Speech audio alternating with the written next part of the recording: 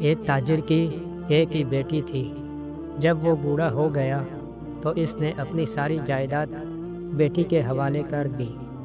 لڑکی اور داماد دونوں عیش و عشرت کی زندگی بسر کرنے لگے اور بوڑھے سے بے نیازی برتنے لگے۔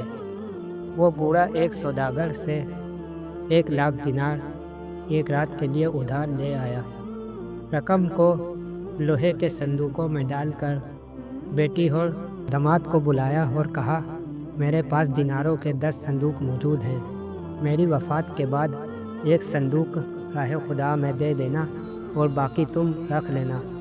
اس واقعے کے بعد بوڑھے کی بڑی خاطر مدارت ہونے لگی اور اس کے باقی ایام آرام سے بسر ہو گئے۔ جب اس کی وفات کے بعد صندوق کھولے گئے تو سب میں پتھر بھرے ہوئے تھے اور ان پتھروں کے اوپر یہ تحریر رکھی تھی، ان پتھروں سے اس احمق کا سر توڑ دو جو وفات سے پہلے اپنی اولاد کو اپنی جائیداد کا مالک بناتی ہیں۔